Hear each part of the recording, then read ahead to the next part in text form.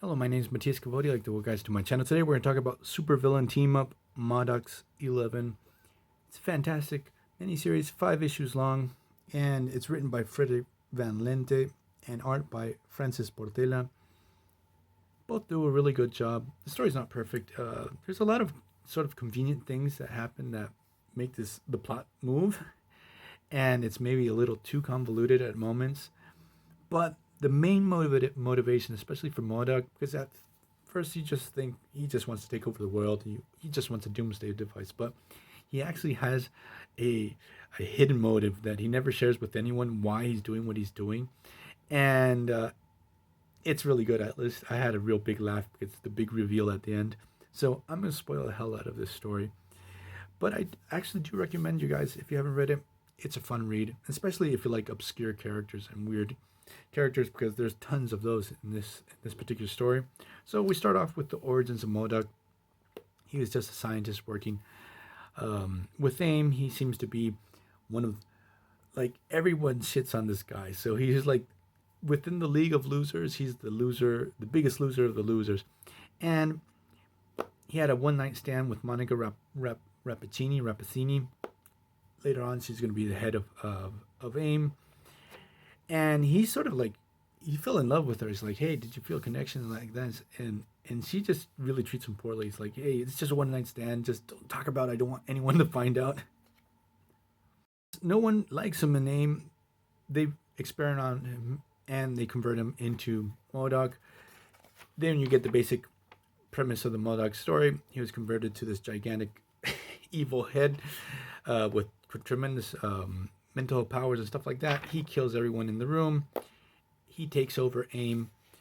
Now he's on a mission of vengeance. This is like the basic premise of the story all these years later. And he needs a group of really, really C and D list villains to help him with his nefarious plans. So the first character we get to see is Armadillo. Then he recruits Puma. I really like Puma as a character. He's pretty awesome. He's a Spider-Man villain, but he's like sort of always noble.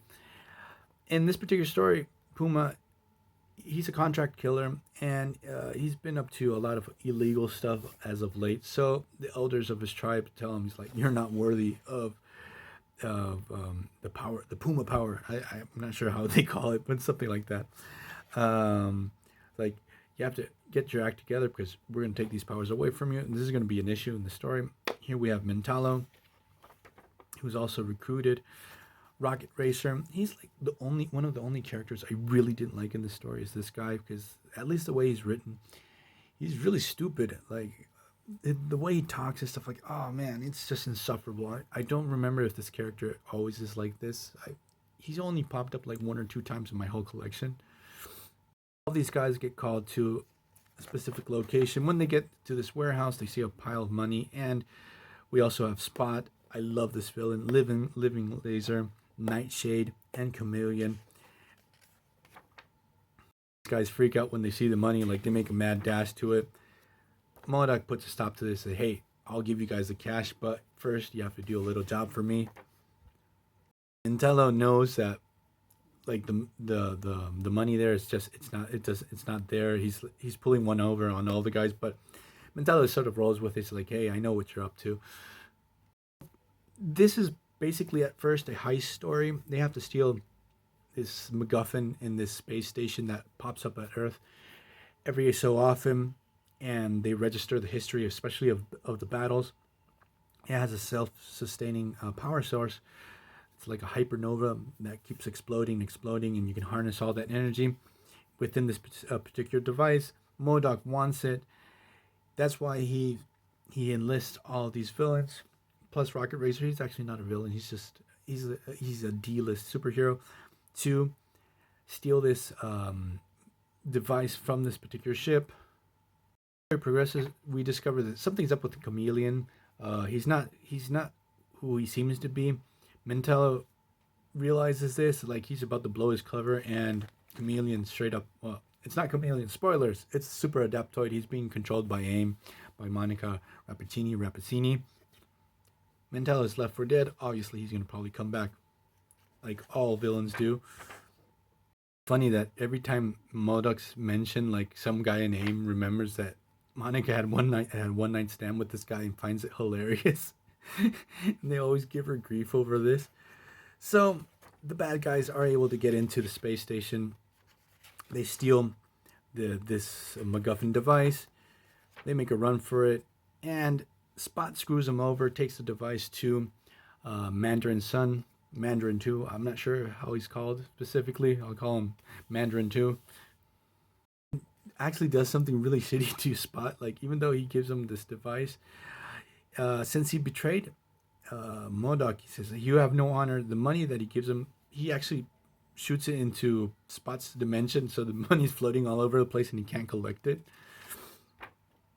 Rocket Racer calls in. At first, we think it's his mother, and he's talking really stupid. He's actually calling in Shield.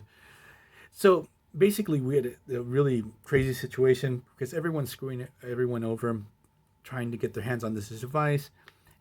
AIM gets involved. Shield gets involved. We have Mandarin. We have MODOK that also wants it.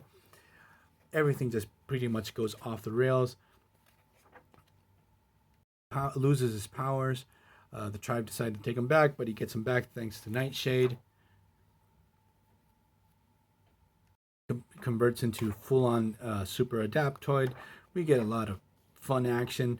It's pretty confusing who really has the device because there's a decoy. There's another one that doesn't exist. One's teleported out of existence. A lot goes on. That's where the story sort of loses me because a lot of convenient things happen and super convoluted stuff. But at the end of the story, what happens is actually is the one that ends up with this device. He actually tricks Spot into thinking that he had the original, but he didn't. AIM arrives, and instead of going into battle, because it's like, we don't want to waste any more money, we'll buy this from you. We'll give you like $50 million. Give us this, the Hypernova. We'll go away. There's an exchange between MODOK and Monica. It's like, hey, I'll do anything for you. I love, like, he doesn't say I love you, but he's sort of really burnt over the situation that happens. And when he gives him the device, it explodes, destroys AIM. This whole thing was a plan to screw Monica over because she didn't give him a chance as a boyfriend. So that's pretty funny. So I hope you liked this video and see you guys next time. Bye.